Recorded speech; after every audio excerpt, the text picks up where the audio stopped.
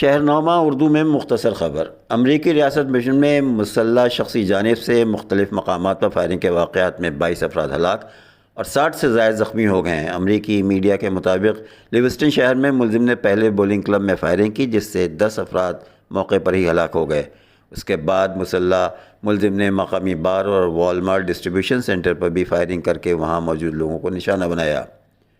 امریکی میڈیا کے مطابق پولیس نے ملزم کی تصویر جاری کر دی ہے، جو کہ خود کار رائفل یعنی آٹومیٹک رائفل تھامے ہوئے ہے۔ ملزم کی شناخت رابرٹ کارٹ کے نام سے ہوئی ہے، تاہم حملے کی وجہ ابھی تک سامنے نہیں آ سکی ہے۔ پولیس کے مطابق فائرنگ کے بعد ملزم فرار ہو گیا۔ شہریوں کو ہدایت دی گئی ہے کہ ملزم کی گرفتاری تک اپنے گھروں سے باہر نہ نکلیں۔ ادھر حکام کی جانب سے علاقے میں تمام کاروبار بند کرنے کی ہدایت دینے کے علاوہ ریاست کے اسپتالوں میں ایمرجنسی نافذ کر دی گئی ہے۔ امریکی میڈیا کے مطابق لیوسٹن 37,000 آبادی پر مشتمل شہر ہے۔